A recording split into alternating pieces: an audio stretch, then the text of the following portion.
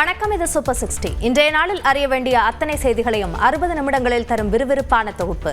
அந்த வகையில் முதலாவதாக, முட்டையில் வேதிப்பொருள் கலந்துள்ளதாக புகார் எழுந்துள்ள நிலையில் மத்திய அரசின் விசாரணைக்கு ஒத்துழைப்பு தரப்படும் என்று நாமக்கல் கோழி பண்ணையாளர்கள் தெரிவித்துள்ளனர். கோழி முட்டைகளில் நைட்ரோ பியூரான் மருந்துகள் கலக்கப்படுகிறதா என்பதை கண்டறிய மத்திய உணவு பாதுகாப்பு ஆணையத்திற்கு ஒத்துழைப்பது என்று நாமக்கல் கோழி பண்ணை உரிமையாளர்கள் ஆலோசனைக் கூட்டத்தில் முடிவெடுக்கப்பட்டது. முட்டைகளில் மனித உடலுக்கு தீங்கு விளைவிக்கக்கூடிய தடை செய்யப்பட்ட நைட்ரோ பியூரான் என்னும் ஆன்டிபயாட்டிக் மருந்துகள் பயன்படுத்தப்பட்டுள்ளதா என்பதை கண்டறிய நாடு முழுவதும் விரிவான ஆய்வு நடத்தி அறிக்கை சமர்ப்பிக்க வேண்டும் என்று உணவு பாதுகாப்பு மற்றும் தர நிர்ணய ஆணையம் மண்டல அலுவலகங்களுக்கு உத்தரவிட்டது. இது தொடர்பாக நாமக்கல்லில் கோழி பண்ணை உரிமையாளர்கள் ஆலோசனை கூட்டம் நடைபெற்றது. தொடர்ந்து செய்தியாளர்கள் சந்தித்த கோழி பண்ணை உரிமையாளர்கள் சங்க தலைவர் சிங்கராஜ் கூட்டத்தில் எடுக்கப்பட்ட முடிவு குறித்து கூறினார். எடுத்து லேப்ல கொடுத்து ஆய்வகத்தில் கொடுத்து அதை டெஸ்ட் பண்ணி என்ன ரிப்போர்ட் வருது அதை உங்களுக்கு வெரி சூன் பிரஸ் ரிலீஸ் மூலம் அதையும் வெளிப்படுத்துகிறோம். அதனால முட்டை சாப்பிடுவதில் எந்த விதமான பயமும் எதுவும் கிடையாது. நாமக்கல் மட்டுமின்றி தமிழ்நாட்டின் பல்வேறு பகுதிகளில் உணவு பாதுகாப்புத் துறையினர் சோதனை மேற்கொள்ள திட்டமிட்டுள்ளனர். கிறிஸ்துமஸ் மற்றும் புத்தாண்டை முன்னிட்டு நெல்லை தாம்பரம் இடையே இயக்கப்பட உள்ள சிறப்பு ரயில்களுக்கான டிக்கெட் முன்பதிவு இன்று தொடங்குகிறது. கிறிஸ்துமஸ் மற்றும் புத்தாண்டு கொண்டாட தென் மாவட்டங்களுக்கு செல்லும் மக்களின் வசதிக்காக நெல்லை தாம்பரம் இடையே சிறப்பு ரயில்கள் இயக்கப்பட உள்ளதாக தெற்கு ரயில்வே அறிவித்துள்ளது. அதன்படி நெல்லையிலிருந்து வரும் 28 மற்றும் ஜனவரி 4 ஆகிய தேதிகளில் இரவு 11:30 மணிக்கு புறப்படும் சிறப்பு ரயில் கோவில்பட்டி, சாத்தூர், விருதுநகர், மதுரை, திண்டுக்கல், திருச்சி, விருத்தாச்சலம், விழுப்புரம், மேல்மருவத்தூர், செங்கல்பட்டு வழியாக மறுநாள் காலை 10:55 மணிக்கு தாம்பரம் வந்தடைகிறது. மறுமார்க்கமாக தாம்பரத்திலிருந்து வருகிற 29 ஜனவரி 5 ஆகிய தேதிகளில் மாலை 3:30 மணிக்கு புறப்படும் சிறப்பு ரயில் மறுநாள் அதிகாலை 4 மணிக்கு நெல்லை சென்றடையும் என்று அறிவிக்கப்பட்டுள்ளது. சட்டப்பேரவைத் தேர்தலை முன்னிட்டு 12 பேர் கொண்ட தேர்தல் அறிக்கை தயாரிப்பு குழுவை திமுக அமைத்துள்ளது. திமுக துணை பொதுச் செயலாளர் கனிமொழி தலைமையில் திமுக செய்தி தொடர்பாளர் TKS இளங்கோவன், அமைச்சர்கள் கோவி செடியன், PTR பழனிவேல் தியாகராஜன், TRB ராஜா உள்ளிட்டோர் இந்த குழுவில் இடம்பெற்றுள்ளனர். MM அப்துல்லா, கான்ஸ்டன்டைன் ரவீந்திரன், எழிலன் நாகநாதன், கார்த்திகேய சிவசேனாதிபதி, தமிழரசி ரவிக்குமார் உள்ளிட்டோரும் தேர்தல் அறிக்கை தயாரிப்பு குழுவில் உள்ளனர். ஓய்வு பெற்ற இந்திய ஆட்சிப்பணி அலுவலர் சந்தானம், கனவு தமிழ்நாடு அமைப்பின் ஒருங்கிணைப்பாளர் சுரை சம்பந்தம் ஆகியோரும் குழுவில் இடம்பெற்றுள்ளனர்.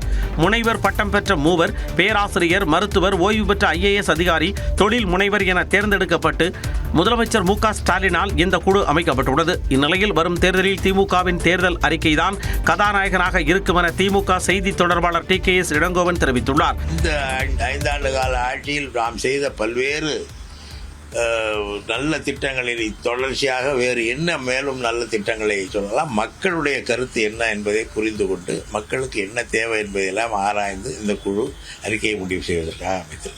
தமிழ்நாடு முழுக்க சுற்றுப்பயணம் செய்து பல்வேறு தரப்பினரையும் சந்தித்து 2026 ஆண்டு சட்டமன்ற தேர்தலுக்கான திமுகவின் தேர்தல் அறிக்கையை இக்குழு தயாரிக்க உள்ளது. 100 நாள் வேலை திட்டத்தில் மத்திய அரசு மாற்றம் செய்வதை EPS ஆதரிக்கிறாரா என முதலமைச்சர் வினவியுள்ளார். கிராமப்புற ஏழைகளின் வயிற்றில் அடிக்கும் வகையில் 100 நாள் வேலை திட்டம் தொடர்பாக மத்திய அரசு மேற்கொண்டுள்ள மாற்றத்தில் அதிமுகவின் நிலைப்பாடு என்ன என்று முதலமைச்சர் MK ஸ்டாலின் கேள்வி எழுப்பியுள்ளார். இது தொடர்பாக தனது எக்ஸ் பக்கத்தில் பதிவிட்டுள்ள அவர், பச்சை துண்டு போட்டுக்கொண்டு பச்சை துரோகம் செய்பவருக்கு மீண்டும் விவசாயிகள் கண்ணில் தெரியவில்லையா என்று வினவியுள்ளார். வேளாண் சட்டங்கள், CAA போன்று 100 நாள் வேலை திட்டம் தொடர்பான மாற்றத்திற்கும் அமித்ஷாவுக்கு ஆமாம் சாமி போட்டு எடப்பாடி பழனிசாமி ஆதரவு தரப்போகிறாரா என்று முதலமைச்சர் கேள்வி எழுப்பியுள்ளார். 100 நாள் வேலை திட்டத்தில் காந்தியின் பெயரை அகற்றிவிட்டு சொன்னால் வாய் சுலுக்கிக் கொள்ளும்படி இந்தியில் பெயர் வைத்திருப்பதாக விமர்சித்துள்ள MK ஸ்டாலின், இந்தி திணிப்பை எதிர்த்து வெற்றி பெற்ற அண்ணாவின் பெயரை கட்சியில் வைத்துக் கொண்டு இதனை எதிர்க்க கூடவா தயக்கம் என்று வினவியுள்ளார். 100 நாள் வேலை திட்டத்திற்கான நிபந்தனைகள் மத்திய அரசின் கட்டுப்பாட்டில் இருக்கும் நிலையில் நிதிக்கு மட்டும் மாநில அரசு பங்களிக்க வேண்டும் என்பதை அதிமுக எந்த எதிர்ப்பும் இன்றி ஏற்றுக்கொள்கிறதா என்றும் முதலமைச்சர் கேள்வி எழுப்பியுள்ளார்.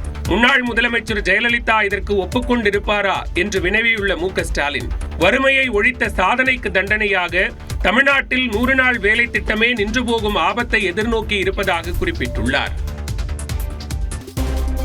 மகாத்மா காந்தி ஊரக வேலைவாய்ப்பு உறுதி திட்டத்தின் பெயர் எந்தவிதமான மாற்றமும் இன்றி தொடர வேண்டும் என்று மத்திய அரசுக்கு எடப்பாடி பழனிசாமி வலியுறுத்தியுள்ளார். இது தொடர்பாக எக்ஸ் பக்கத்தில் பதிவேற்றக்கூடிய அதிமுக பொதுச் செயலாளர் எடப்பாடி பழனிசாமி, மகாத்மா காந்தி ஊரக வேலைவாய்ப்பு உறுதி திட்டம் 100 நாட்களிலிருந்து 150 நாட்களாக உயர்த்தப்படும் என்றும் ஊதியமும் உயர்த்தப்படும் என்றும் 2021 சட்டப்பேரவை தேர்தலில் திமுக வாக்குறுதி அளித்ததாக தெரிவித்துள்ளார். வாக்குகளை பெற்று ஆட்சிக்கு வந்த பிறகு கொடுத்த வாக்குறுதியை இன்று வரை நிறைவேற்றவில்லை என்றும் குற்றம் சாட்டியுள்ளார். ஊரக வேலைவாய்ப்பு தொடர்பான முதலமைச்சர் மு.க.ஸ்டாலினின் பதிவில் இது குறித்து குறிப்பிடாதது ஏன் என்றும் எடப்பாடி பழனிசாமி வினவியுள்ளார். இதனிடையே மகாத்மா காந்தி ஊரக வேலைவாய்ப்பு உறுதி திட்டத்தின் பெயர் எந்தவிதமான மாற்றமுமின்றி தொடர வேண்டும் என்று வலியுறுத்தியிருக்கக்கூடிய இபிஎஸ் 100 நாள் வேலை திட்டத்தை 125 நாட்களாக உயர்த்த உத்தேசித்திருப்பதையும் வரவேற்றுள்ளார். 100 நாள் வேலை திட்ட பெயர் மாற்ற மசோதா விக்சித் பாரத் மசோதா அல்ல, விரக்தி பாரத் மசோதா என திமுக எம்பி கனிமொழி விமர்சித்துள்ளார். 100 நாள் வேலை திட்ட பெயர் மாற்ற மசோதா தொடர்பாக மக்களவை விவாதத்தில் பேசிய அவர், 100 நாட்கள் வேலை வழங்காத மத்திய அரசு எவ்வாறு 125 நாட்கள் வேலை வழங்கும் என கேள்வி எழுப்பினார். 125 நாட்கள் வேலை என்று சொல்லியிருக்கிறீர்கள். எங்கள் ஊர் பக்கம் ஒரு சொல்வடை சொல்வார்கள், கூரை ஏறி கோழி பிடிக்க முடியாது, வானம் ஏறி வைகுண்டம் போவது எப்படி என்று. இதுதான் இங்கே இருக்கக்கூடிய நிலை. தொடர்ந்து பேசிய அவர், இது வளர்ச்சி பாரதம் இல்லை, விபரீத பாரதம் என விமர்சித்தார். அரசு, மாநில அரசு அங்கே இருக்கக்கூடிய தேவைகளுக்கு ஏற்ப இத்தனை ஆண்டுகளாக வேலை வாய்ப்புகளை வழங்கி கொண்டிருந்தது. இன்று அந்த உரிமையையும் எங்களிடம் இருந்து பறித்துக் கொள்ளக்கூடிய ஒரு மசோதா, நீங்க கொண்டு வர அத்தனை மசோதாக்களிலும் மாநில உரிமைகள், மாநில சுயாட்சி என்பது அழிக்கப்படுகிறது, ஒழிக்கப்படுகிறது என்பது. மத்திய அரசின் அனைத்து திட்டங்களின் பெயர்களும் இந்தியில் அல்லது சமஸ்கிருதத்தில் மட்டுமே இருப்பதாகவும் கனிமொழி குற்றம் சாட்டினார். 100 நாள் வேலை திட்டத்திற்கு மாற்றான புதிய சட்ட மசோதா மீது மக்களவையில் நள்ளிரவு வரை காரசார விவாதம் நடைபெற்றது. 100 நாள் வேலை திட்டத்திற்கு மாற்றாக வளர்ந்த பாரத ஊரக வேலைவாய்ப்பு மற்றும் வாழ்வாதார உறுதியளிப்பு திட்ட மசோதா மீது மக்களவையில் நேற்று விவாதம் நடைபெற்றது. விவாதத்தை தொடங்கி வைத்து பேசிய காங்கிரஸ் எம்பி ஜெயபிரகாஷ், புதிய மசோதாவில் மகாத்மா காந்தியின் பெயர் நீக்கப்பட்டது மிகப்பெரிய குற்றம் என்று சாடினார். மகாத்மா காந்தியின் ராமராஜ்ய சித்தாந்தத்தை அழிக்க மத்திய அரசு முயற்சி செய்வதாக திரிணாமுல் காங்கிரஸ் எம்பி மஹுவா மொய்த்ரா விமர்சித்தார். ஐக்கிய ஜனதா தளம், லோக் ஜனசக்தி கட்சிகள் மசோதாவிற்கு நிபந்தனையற்ற ஆதரவு தெரிவித்த நிலையில் ஆந்திரா போன்ற நிதி பற்றாக்குறை உள்ள மாநிலங்களுக்கு இந்த திட்டத்தை செயல்படுத்த கூடுதல் நிதி உதவி அளிக்க வேண்டும் என்று தெலுங்கு தேசம் கட்சி உறுப்பினர் கிருஷ்ணதேவராயலு கோரிக்கை விடுத்தார். தொடர்ந்து திமுக, மார்க்சிஸ்ட் கம்யூனிஸ்ட் உள்ளிட்ட எதிர்க்கட்சிகள் மற்றும் ஆளும் கட்சி எம்பிக்கள் என 98 பேர் மசோதா மீதான விவாதத்தில் பங்கேற்று பேசிய நிலையில் நள்ளிரவு 1:40 மணி அளவில் அவை ஒத்திவைக்கப்பட்டது. இன்று மத்திய அமைச்சர் சிவராஜ் சிங் சௌஹான் பதிலுரையாற்றிய பிறகு மசோதா மீது வாக்கெடுப்பு நடத்தப்பட உள்ளது. செம்பரம்பாக்கம் ஏரியில் உபரிநீர் திறப்பால் குடியிருப்புகள் பாதிக்கப்பட்டுள்ளன. செம்பரம்பாக்கம் ஏரியில் இருந்து உபரி நீர் திறக்கப்பட்ட நிலையில் குன்றத்தூரை அடுத்த நந்தம்பாக்கம் ஊராட்சியில் 500க்கும் மேற்பட்ட குடியிருப்புகளை நீர் சூழ்ந்தது. 24 அடி உயரமுள்ள செம்பரம்பாக்கம் ஏரி முழுமையாக நிரம்பிய நிலையில் ஏரிக்கு வரும் 500 கன அடி நீர் அப்படியே திறந்துவிடப்படுகிறது. இதன் காரணமாக நந்தம்பாக்கம் ஊராட்சியின் அம்பேத்கர் நகர் பகுதியில் உள்ள 5 தெருக்களில் உள்ள 250 வீடுகளை நீர் சூழ்ந்துள்ளது.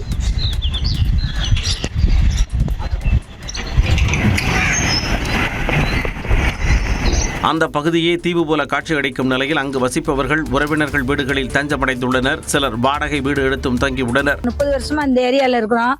இவ்வளவு நாளா தண்ணி வந்ததே கிடையாது. வீட்டை இடிக்க போறேன்னு போன மாசம் கம்ப்ளைண்ட் பண்ணிட்டு போனாங்க. நாங்க எங்க ஏரியாவுக்கு தண்ணி வராதுன்னு சொன்னோம். ஏரிக்குள்ள தண்ணி நிற்கும், அங்க மட்டும் இடிங்கன்னு சொன்னோம். அதெல்லாம் இல்ல, இங்க வரைக்கும் இடிப்போம் அப்படின்னு தண்ணியை வேணும்னே கெட்டி வச்சு இடிக்கிறதுக்காக இந்த ஐடியா பண்றாங்க. அம்பேத்கர் நகர் பகுதி ஏரி கரையோரம் உள்ளதால் ஏரியில் இருந்து வரும் உபரி நீர் இங்கு தேங்குவதாக அதிகாரிகள் தெரிவித்தனர். பொதுமக்களின் பாதுகாப்பு கருதி முன்னெச்சரிக்கை நடவடிக்கையாக ஆக்கிரமிப்பு வீடுகளை அகற்ற நடவடிக்கை எடுக்கப்பட்டுள்ளதாகவும் விரைவில் ஒரு சில வீடுகள் அகற்றப்படும் என்றும் கூறினர். ஜல்லிக்கட்டு உள்பட எந்த போட்டிகளையும் அனுமதி பெறாமல் நடத்தக்கூடாது என்று தமிழக அரசு உத்தரவிட்டுள்ளது. தைப்பொங்கல் திருவிழாவை முன்னிட்டு ஜல்லிக்கட்டு போட்டிகளை பாதுகாப்பாக நடத்துவதற்கான வழிகாட்டு நெறிமுறைகள் தொடர்பான சுற்றறிக்கையை கால்நடை பராமரிப்புத்துறை செயலாளர் சுப்பையா அனைத்து மாவட்ட ஆட்சியர்களுக்கும் அனுப்பியுள்ளார். அதில் மாவட்ட ஆட்சியர்களிடம் முன்கூட்டியே அனுமதி பெறாமல் ஜல்லிக்கட்டு, வடமாடு, மஞ்சுவிரட்டு உள்பட எந்த போட்டிகளையும் நடத்தக்கூடாது, விலங்குவதை தடுப்புச் சட்ட விதிகளுக்கு இணங்க போட்டிகளை நடத்த அனுமதி வழங்க வேண்டும், முன்கூட்டியே அறிவிப்பு வெளியிடாமல் எந்த போட்டியும் நடத்த ஒப்புதல் அளிக்கக்கூடாது என்று அறிவுறுத்தப்பட்டுள்ளது. விலங்குவதை தடுப்புச் சட்டத்தின் விதிகளில் குறிப்பிட்டுள்ளபடி காளைகள் மற்றும் கால்நடைகளுக்கு எந்தவிதமான தீங்கும் ஏற்படாத வகையில் ஜல்லிக்கட்டு நடைபெற வேண்டும் என்றும் கேட்டுக் கொள்ளப்பட்டுள்ளது. ஜல்லிக்கட்டு போட்டி நடத்துவதற்கான விண்ணப்பங்கள் அனைத்தும் இணைய வழியில் லாரியில் மட்டுமே அனுப்ப வேண்டும் என்றும், ஜல்லிக்கட்டுக்கு தொடர்பில்லாத இடங்களில் அத்தகைய போட்டிகள் நடத்த கோரி சமர்ப்பிக்கப்படும் விண்ணப்பங்கள் பரிசீலிக்கப்பட மாட்டாது என்றும் தெரிவிக்கப்பட்டுள்ளது. போட்டி களத்துக்குள் பார்வையாளர்களுக்கும் வெளிநபர்களுக்கும் வீரர்கள் அல்லாத பிறருக்கும் நுழையாமல் இருப்பதை உறுதி செய்ய வேண்டிய பொறுப்பு காவல்துறைக்கு உள்ளதாகவும் கால்நடை பராமரிப்புத்துறை செயலாளர் சுப்பையன் தெரிவித்துள்ளார்.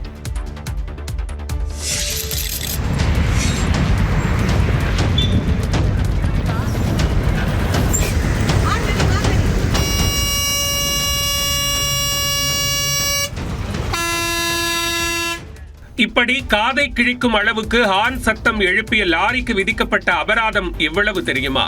10,000 ரூபாய். செங்கல்பட்டு மற்றும் சுற்றுவட்டார பகுதிகளில் தனியார் பேருந்து, லாரி உள்ளிட்ட கனரக வாகனங்களில் அதிக ஒலி எழுப்பக்கூடிய ஹார்ன் பொருத்தப்பட்டுள்ளதாக புகார்கள் எழுந்தன. இது தொடர்பாக வட்டார போக்குவரத்து அலுவலர்கள் பரனூர் சுங்கச்சாவடி அருகே திடீர் ஆய்வு நடத்தினர். அப்போது திருச்சியிலிருந்து சென்னை மார்க்கமாக வந்த லாரி அதிக ஒலி எழுப்பும் வகையில் ஹார்ன் அடித்துக் கொண்டு வந்த நிலையில் அதனை அதிகாரிகள் நிறுத்தினர்.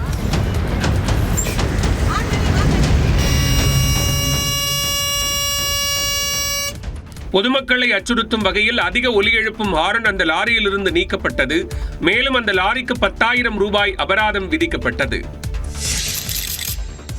சென்னையில் ஒரு சவரன் ஆபரண தங்கம் 1 லட்சம் ரூபாயை நெருங்கிய நிலையில் வெள்ளியும் வரலாறு காணாத உச்சத்தை எட்டியுள்ளது. கடந்த சில நாட்களாக ஆபரண தங்கத்தின் விலை தொடர்ந்து உயர்ந்து வரும் நிலையில் சவரனுக்கு 400 ரூபாய் உயர்ந்து 99,200 ரூபாய்க்கும், கிராமுக்கு 50 ரூபாய் உயர்ந்து 12,400 ரூபாய்க்கும் விற்பனையாகிறது. அதே நேரம் வெள்ளி விலை வரலாறு காணாத வகையில் 1 கிராமுக்கு 11 ரூபாய் உயர்ந்து 222 ரூபாய்க்கும், 1 கிலோ கட்டி வெள்ளி 11,000 ரூபாய் அதிகரித்து 2,22,200 ரூபாய்க்கும் விற்பனையாகிறது. கடந்த வாரம் அமெரிக்க மத்திய வங்கி அதன் வட்டி விகிதத்தை குறைத்ததே சர்வதேச அளவில் தங்கத்தின் மீதான முதலீடு அதிகரிக்க காரணம் எனவும், அமெரிக்க டாலருக்கு நிகரான இந்திய ரூபாயின் மதிப்பு தொடர் சரிவு உள்ளிட்ட காரணங்களாலும் தங்கத்தின் விலை அதிகரிக்கலாம் எனவும் கருதப்படுகிறது. அதே நேரம் செமிகண்டக்டர், எலக்ட்ரானிக் பொருட்கள் உற்பத்தியில் வெள்ளியின் பங்கு நாளுக்கு நாள் அதிகரிப்பதும் வெள்ளியின் விலை கடந்த சில நாட்களாக உயர காரணம் என சொல்லப்படுகிறது.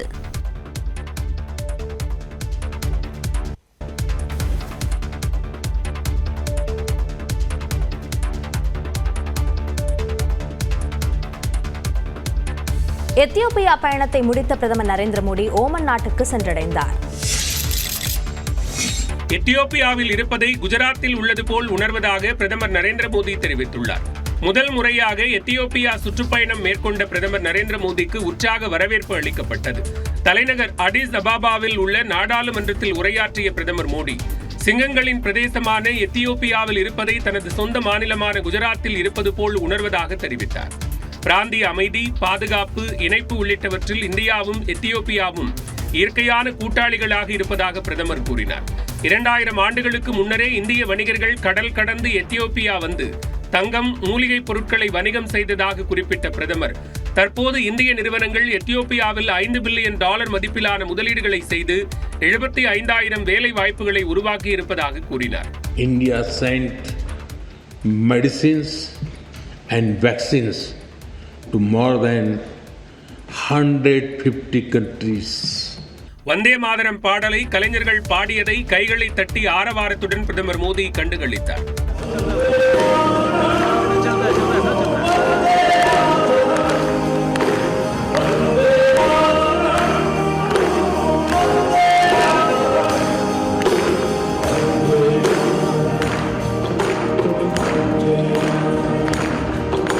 முன்னதாக எத்தியோப்பியாவின் உயரிய விருதை முதல் முறையாக பெற்ற பெருமையையும் பிரதமர் மோடி பெற்றார். அரசுமுறை பயணமாக ஓமன் சென்றுள்ள பிரதமர் நரேந்திர மோடிக்கு சிறப்பான வரவேற்பு அளிக்கப்பட்டது. ஜோர்டான், எத்தியோப்பியா, ஓமன் ஆகிய நாடுகளுக்கு அரசுமுறை பயணம் மேற்கொண்டுள்ள பிரதமர் மோடி முதலாவதாக ஜோர்டான், அடுத்ததாக எத்தியோப்பியா சென்றார். 2 நாடுகளின் பயணத்தை நிறைவு செய்த அவர் 3வது நாடாக ஓமனுக்கு சென்றுள்ளார். அங்கு அவருக்கு சிவப்பு கம்பள வரவேற்பு அளிக்கப்பட்டது. ஓமன் தலைநகர் மஸ்கட்டில் அந்நாட்டு துணை பிரதமர் சையத் ஷிகாப் பின் தாரிக் அல் பிரதமர் மோடியை விமான நிலையத்திற்கு சென்று வரவேற்றார்.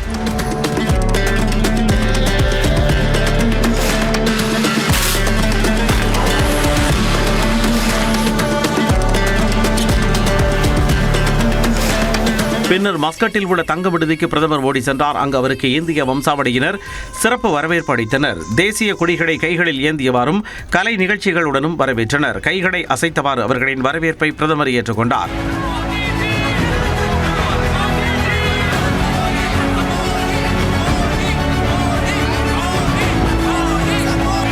ஓமனின் துணை பிரதமர் சந்திப்பு குறித்து எக்ஸ் பக்கத்தில் பதிவிட்டுள்ள பிரதமர் மோடி இரு நாடுகளுக்கும் இடையிலான நட்புறவு கருத்துக்களை பரிமாறிக்கொண்டதாக குறிப்பிட்டுள்ளார். திருப்பரங்குன்றம் விவகாரத்தில் உள்நோக்கத்துடன் 144 தடை உத்தரவை பிறப்பிக்கவில்லை என நீதிமன்ற அவமதிப்பு வழக்கில் ஆஜரான தலைமைச் செயலாளர் விளக்கம் அளித்துள்ளார். திருப்பரங்குன்றம் மலை உச்சியில் தீபம் ஏற்ற வேண்டும் என்ற நீதிமன்ற உத்தரவை நிறைவேற்றாத மாவட்ட ஆட்சியர், காவல் ஆணையர், கோவில் அதிகாரி உள்ளிட்டோர் மீது அவமதிப்பு நடவடிக்கை எடுக்க கோரிய ராம ரவிக்குமார் உயர்நீதிமன்ற மதுரை கிளையில் மனு தாக்கல் செய்திருந்தார். இந்த வழக்கு நீதிபதி GR சுவாமிநாதன் முன்பு விசாரணைக்கு வந்தபோது தலைமைச் செயலாளர், சட்டம் ஒழுங்கு ADGP ஆகியோர் காணொலி வாயிலாக ஆஜராகினர். மாவட்ட ஆட்சியர், மாநகர காவல் ஆணையர், கோவில் அதிகாரி உள்ளிட்டோர் நேரில் ஆஜராகினர். அப்பொழுது 144 தடை உத்தரவு பிறப்பிப்பதற்கு முன்பு தங்களிடம் அனுமதி பெறப்பட்டதா என தலைமைச் செயலாளரிடம் நீதிபதி கேள்வி எழுப்பினார். அதற்கு பதிலளித்த தலைமைச் செயலாளர் உள்நோக்கத்துடன் 144 தடை உத்தரவு பிறப்பிக்கவில்லை எனவும் சட்டம் ஒழுங்கு பிரச்சனையை கருத்தில் கொண்டே நடவடிக்கை எடுக்கப்பட்டதாகவும் தெரிவித்தார். மேலும் நீதிபதிகளின் கேள்விகளுக்கு எழுத்துப்பூர்வமாக பதிலளிப்பதாக தெரிவித்ததை அடுத்து அடுத்த மாதம் 9ஆம் தேதிக்கு வழக்கு ஒத்திவைக்கப்பட்டது. முன்னதாக தலைமைச் செயலாளரிடம் எழுப்பிய கேள்விகளுக்கு அரசு தரப்பு வழக்கறிஞர் பதிலளிக்க முயன்றதால் கோபமடைந்த நீதிபதி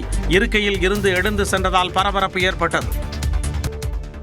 திருப்பரங்குன்றம் மலையில் உள்ள தீபத்தூணில் தீபம் ஏற்றுவது தொடர்பான விவகாரத்தில் இரு தரப்பினருக்கும் இடையே சமரசம் ஏற்படுத்த வாய்ப்பில்லை என்று உயர்நீதிமன்ற மதுரை கிளை நீதிபதிகள் கருத்து தெரிவித்துள்ளனர். திருப்பரங்குன்றம் மலை உச்சியில் உள்ள தீபத்தூணில் கார்த்திகை தீபம் ஏற்ற அனுமதி வழங்கி தனி நீதிபதி பிறப்பித்த உத்தரவை எதிர்த்து தாக்கல் செய்யப்பட்ட மேல்முறையீட்டு மனுக்கள் உயர்நீதிமன்ற மதுரை கிளையில் நேற்று மீண்டும் விசாரணைக்கு வந்தன. தனி நீதிபதி ஏற்கனவே பிறப்பித்த உத்தரவுகளின் அடிப்படையில்தான் உத்தரவுகளை பிறப்பித்துள்ளதாகவும் மேல்முறையீட்டு மனுக்களை தள்ளுபடி செய்ய வேண்டும் எனவும் மனுதாரர் ராமரவிக்குமார் தரப்பு வழக்கறிஞர்கள் வாதிட்டனர். இதனை கேட்ட நீதிபதிகள் மலை உச்சியில் உள்ள தீபத்தூணில் தீபம் ஏற்ற வேண்டும் என நீதிபதி கனகராஜ் உத்தரவில் இல்லை என்று சுட்டிக்காட்டினர். மலை உச்சியில் உள்ள தீபத்தூணில் தீபம் ஏற்றியதற்கான சான்று உள்ளதா என்றும் தனி நீதிபதி உத்தரவை நிறைவேற்றுவதற்கு குறுக்கு வழியை கையாண்டது ஏன் என்றும் நீதிபதிகள் கேள்வி எழுப்பினர். இந்த விவகாரத்தில் இரு தரப்பினருக்கும் இடையே சமரச பேச்சுவார்த்தை நடத்த வாய்ப்பில்லை என்று கருத்து தெரிவித்த நீதிபதிகள் அனைத்து தரப்பினரும் தாங்கள் தெரிவிக்க வேண்டிய வாதங்களை எழுத்துப்பூர்வமாக தாக்கல் செய்ய உத்தரவிட்டு வழக்கு விசாரணையை இன்றைக்கு ஒத்திவைத்தனர். தான் தேர்தலில் போட்டியிடப் போவதாக இரு நீதிபதிகள் அமர்வில் வாதிட்டது ஏன் என்று தமிழக அரசு தரப்பு வழக்கறிஞர் விகாஸ் சிங்கிடம் நீதிபதி சுவாமிநாதன் காட்டமாக வினவினார்.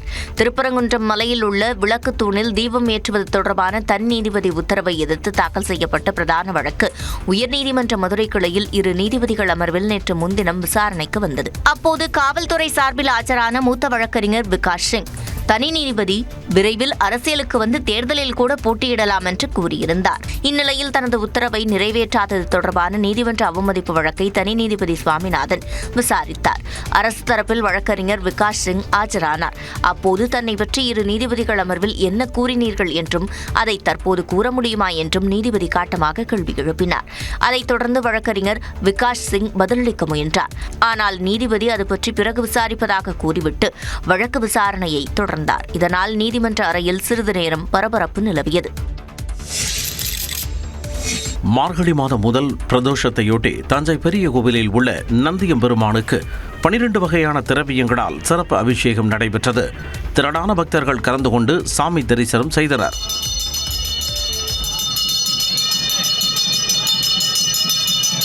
திருவண்ணாமலை அண்ணாமலையார் கோவிலில் உள்ள நந்திக்கு சிறப்பு அபிஷேகம் மற்றும் ஆராதனை நடைபெற்றது. பக்தி பாடல்களை பாடி பக்தர்கள் வழிபட்டனர்.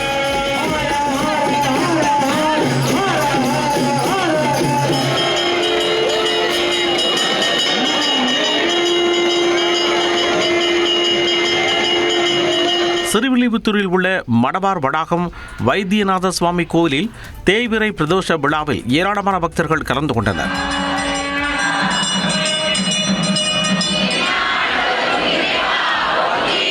வேலூர் கோட்டையில் உள்ள ஸ்ரீ ஜலகண்டீஸ்வரர் ஆலயத்தில் நந்தி பகவானுக்கு சிறப்பு பூஜை நடைபெற்றது.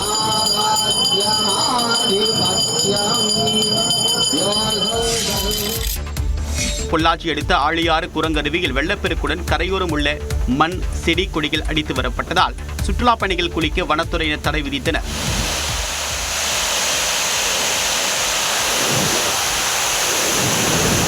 அதேபோல திருப்பூர் மாவட்டம் திருமூர்த்தி மலைப்பகுதிகளில் பெய்த மழையின் காரணமாக தோணியாற்றில் வெள்ளப்பெருக்கு ஏற்பட்டு பஞ்சலிங்க அருவியில் வெள்ள நீர் பாய்ந்தது.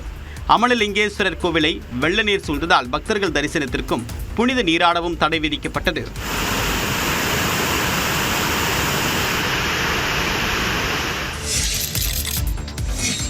மதுரையில் LIC அலுவலகத்தில் இரவில் ஏற்பட்ட தீ விபத்தில் பெண் மேலாளர் பரிதாபமாக உயிரிழந்தார். மதுரை ரயில் நிலையம் எதிரே உள்ள ஒரு கட்டடத்தின் 2வது தளத்தில் LIC அலுவலகம் செயல்பட்டு வருகிறது. இந்த அலுவலகத்தில் 30க்கும் மேற்பட்டவர்கள் பணியாற்றி வருகின்றனர்.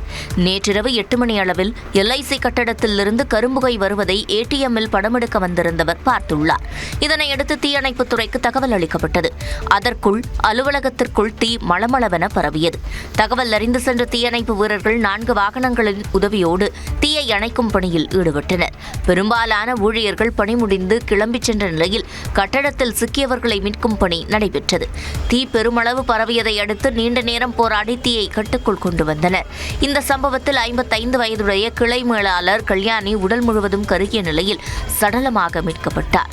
அலுவலக உதவி நிர்வாக அதிகாரி ராம் என்பவர் தீக்காயங்களுடன் மீட்கப்பட்டு மதுரை அரசு மருத்துவமனைக்கு அனுப்பி வைக்கப்பட்டார்.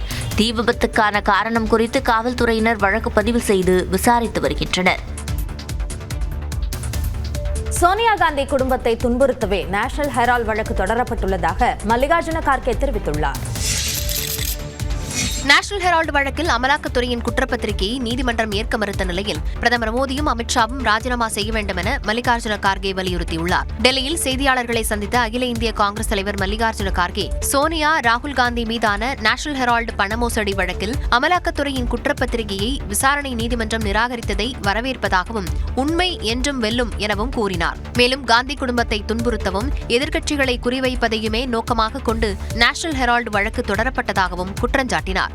मैं ये कहना चाहता हूं, मोदी जी और शाह रिसिग्नेशन देना चाहिए वो, क्योंकि उनके मुंह पे एक थप्पड़ मारे जैसा हुआ है. நீதிமன்றத்தின் தீர்ப்பால் காங்கிரஸ் தொண்டர்கள் உற்சாகத்தில் இருப்பதாகவும் விரைவில் பாஜகவின் பழிவாங்கும் அரசியல் உத்திகளை வெட்ட வெளிச்சமாக்குவோம் எனவும் அவர் கூறினார். பீகார் தேர்தலில் முக்கிய பங்கு வகித்ததாக கூறப்பட்ட மகளிருக்கான 10,000 ரூபாய் உதவித்தொகை பல ஆண்களின் வங்கிக் கணக்கில் வரவு வைக்கப்பட்டது அம்பலமாகியுள்ளது. பீகாரில் சட்டமன்ற தேர்தல் நெருங்கிய போது மகளிர் சுய தொழில் தொடங்குவதற்கான நிதியுதவி திட்டத்தை பிரதமர் நரேந்திர மோடி காணொலி வாயிலாக தொடங்கி வைத்தார். அப்போது பீகாரில் 1,40,00,000 பெண்களுக்கு தலா 10,000 ரூபாய் வழங்கப்பட்டது. இது பீகார் சட்டமன்ற தேர்தலில் ஐக்கிய ஜனதா தளம் மற்றும் பாஜக கூட்டணியின் வெற்றிக்கு பெரும் பங்கு வகித்ததாக கூறப்பட்டது. இந்த நிலையில் பெண்களுக்கு பதிலாக ஆண்களின் வங்கிக் கணக்குகளிலும் 10,000 ரூபாய் வரவு வைக்கப்பட்டது அம்பலமாகியுள்ளது. குறிப்பாக தர்பங்கா மாவட்டம் ஜாலே கிராமத்தில் தவறுதலாக 10,000 ரூபாய் வரவு வைக்கப்பட்டதாக கூறி அதனை திரும்ப வழங்குமாறு மாவட்ட நிர்வாகம் தரப்பில் 14 ஆண்களுக்கு நோட்டீஸ் அனுப்பப்பட்டுள்ளது. தேர்தல் பரிசு என நினைத்து அதனை செலவு செய்துவிட்டதாக கூறிய அவர்கள் தங்கள் வாக்குகளை திருப்பித் தந்தால் பணத்தை தருவோம் என்று தெரிவித்துள்ளனர்.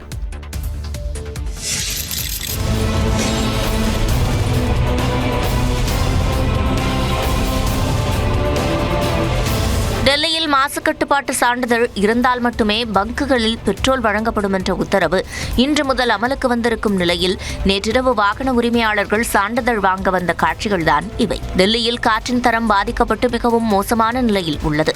நகரம் முழுவதும் உள்ள மக்கள் சுவாசம் தொடர்பான பிரச்சினைகளால் சிரமப்பட்டு வருகின்றனர். காற்று மாசுபாட்டை குறைக்கும் நோக்கில் கட்டுமானங்கள் மேற்கொள்ளவும் பழைய வாகனங்களை இயக்கவும் தடை விதிக்கப்பட்டுள்ளது. அடுத்த கட்டமாக காற்றின் தரத்தை மேம்படுத்தும் நடவடிக்கையாக மாசு கட்டுப்பாட்டு சான்று இல்லாத வாகனங்களுக்கு இன்று முதல் பெட்ரோல் வழங்கக்கூடாது என உத்தரவிடப்பட்டுள்ளது. இந்த உத்தரவு நள்ளிரவு முதல் அமலுக்கு வந்துள்ளது. யாரும் நெருங்க முடியாத அளவுக்கு எலான் மஸ்கின் சொத்து மதிப்பு அதிகரித்துள்ளது. நடப்பாண்டில் உலகின் பெரும் பணக்காரர்கள் பட்டியலில் 62 லட்சம் கோடி ரூபாய் சொத்து மதிப்புடன் டெஸ்லா நிறுவனர் எலான் மஸ்க் முதலிடம் வகித்து வருகிறார். போப்ஸ் பத்திரிகை வெளியிட்டுள்ள 2025ஆம் ஆண்டுக்கான உலக பணக்காரர்கள் பட்டியலில் ஸ்பேஸ் எக்ஸ் மற்றும் டெஸ்லா அதிபர் எலான் மஸ்க் தொடர்ந்து முதலிடம் வகிக்கிறார். இந்திய மதிப்பில் ஏறத்தாழ 62 லட்சம் கோடி ரூபாய் மதிப்பிலான சொத்துக்களை எலான் மஸ்க் கொண்டுள்ளார். இதில் ஸ்பேஸ் எக்ஸ் நிறுவனத்தின் சந்தை மதிப்பு ஒரே நாளில் 15 லட்சம் கோடி ரூபாய்க்கு மேல் உயர்ந்ததே எலான் மஸ்கின் சொத்து மதிப்பு உயர காரணம் என கூறப்படுகிறது. கூகுள் நிறுவனர்களில் ஒருவரான லேரி பேட்ஜ் 22 லட்சம் கோடி ரூபாய் மதிப்பிலான சொத்துக்களுடன் 2வது இடத்தில் உள்ளார். அவரை தொடர்ந்து ஆரக்கிள் நிறுவனர் லேரி எல்லிசன் 21 லட்சம் கோடி ரூபாய் மதிப்பிலான சொத்துக்களுடன் 3வது இடத்திலும், அமேசான் நிறுவனர் ஜெஃப் பெசோஸ் 4வது இடத்திலும் தொடர்கின்றனர். கூகுள் நிறுவனத்தின் மற்றொரு நிறுவனரான செர்ஜே பிரின் 5வது இடத்தில் நீடிக்கிறார். 6வது இடத்தில் மெட்டா நிறுவனர் மார்க் ஜூக்கர்பெர்கும், 7வது இடத்தில் பிரான்ஸ் தொழிலதிபர் பெர்னார்ட் அர்னால்டும் உள்ளனர். பிரபல பங்குச்சந்தை முதலீட்டாளர் வாரன் பஃபெட் 9வது இடத்தில் நீடிக்கிறார். உலகின் டாப் பணக்காரர்களில் 8 பேர் அமெரிக்காவைச் சேர்ந்தவர்கள் என்றும் அதிலும் குறிப்பாக 8 பேர் தொழில்நுட்பத் துறையில் கோலோச்சி பணக்காரர்கள் ஆனதும் குறிப்பிடத்தக்கது. டாப் 20 பணக்காரர்கள் பட்டியலில் இந்திய அளவில் ரிலையன்ஸ் அதிபர் முகேஷ் அம்பானி மட்டும் 16வது இடத்தில் உள்ள நிலையில் அவரது சொத்து மதிப்பு இந்திய மதிப்பில் 9 லட்சம் கோடி ரூபாயாக கணக்கிடப்பட்டுள்ளது.